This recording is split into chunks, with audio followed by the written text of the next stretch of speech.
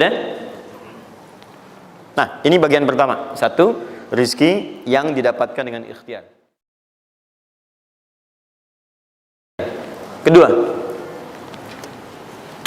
rizki yang didapatkan dengan bersyukur. Dua, dengan syukur.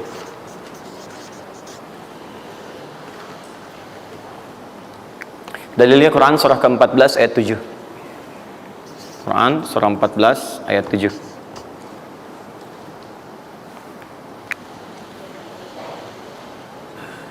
Yang saya kotaki itu yang dihafal ya. Yang saya kotaki itu yang dihafal.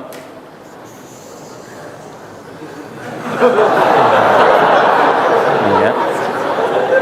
Enggak, ini inti ayatnya. Saya serius, ini inti. Ini harus ada. Ini karena ini saya sering katakan ketika Anda menghafalkan, itu spirit ayatnya ada dalam jiwa kita. Kalau bisa udah otomatis gitu. Udah otomatis. Jadi begitu antum mengerjakan itu, antum ingat, dan ketika antum berniaga pun antum ingat. Jadi kalau antum sedang misalnya usaha apa, ada sholat tuh, antum refleks sholat. Karena tahu dengan sholat itu rezeki bertambah bukan berkurang. Jelas ya? Nah, terus kan? Ini Quran surah 14 ayat 7. Saya naikkan ke atas ya. Turunannya Quran surah ke-9 ayat 103. Saya urutkan berdasarkan amalan. Dan Quran surah 9 ayat ke-60.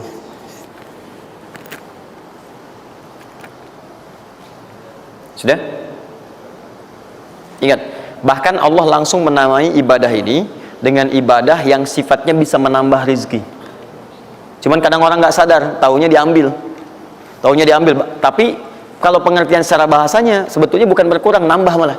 Nambah. Cuman orang tuh nggak sadar ketika dia mau ditambah rezekinya, dia malah nggak mau. Karena merasanya diambil, dikurangi. Nanti kita akan lihat. Jangan lu dibuka ayatnya, Pak, ya. Itu saya. Nah, tawaran saya yang kedua nih. Ya, ini kan tadi tawaran pertama. Mau nggak saya kasih bonus lagi?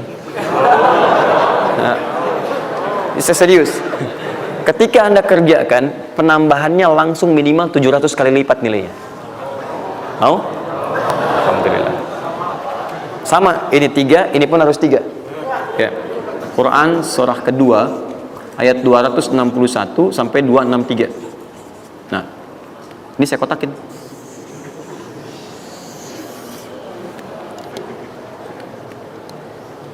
Sebentar. Quran surah kedua ayat 261 sampai 263. Saya mohon izin ya, saya lihat dulu satu. Supaya nggak online maksud saya. Pokoknya Anda online ada masalah dengan saya nanti. Nanti saya kasih di akhir, rumus cepat menghafalkan. Sudah? Tahan. 2. Nah, yang ketiga, nanti saya simpan dulu aja supaya Anda fokus yang ini dulu untuk berlatih selama sepekan. Ya, berlatih selama sepekan. Supaya nanti, karena yang ketiga ini lebih cepat lagi. Lebih cepat. Saya khawatir Anda melakukan lompatan langsung pada yang ketiga. Nah, persoalannya kita mesti berurut karena yang satu dengan dua ini keduanya saling bersinergi. Begitu yang kedua udah dapet, yang ketiga lebih mudah. Ya, karena sudah punya kebiasaan dari yang pertama tadi. Kalau saya munculkan yang ketiga sekarang, maka persoalan terbesarnya adalah kebanyakan orang nanti akan meninggalkan yang ini yang paling bahaya. Semuanya pada di masjid aja gitu kan, dan sebagainya. Jadi nggak ada di kantor kosong, di bank kosong. Jadi hilanglah kehidupan di muka bumi. Ya. Jelas ya? Nanti kalau ini udah enak, nanti saya turunkan ini yang dikejar oleh sahabat kemudian. Sampai Uthman bin Affan, Abdurrahman bin Auf tuh hobinya cuma nungguin tahajud aja.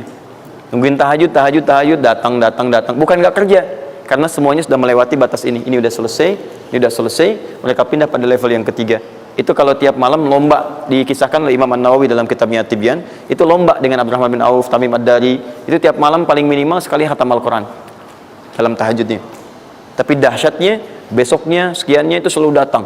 60, kalau kita sekarang 60 kontainer datang, isinya emas, perak, berlian, macam-macam. Ya, kebayanglah kalau ke PTM datang 60 kontainer isinya emas, perak. Makanya nggak ada yang dikasih lagi sekarang.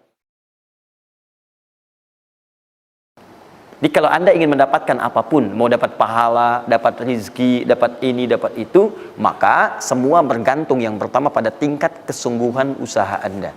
Usaha yang serius, yang sungguh-sungguh disebut dengan sa'a, yas'a,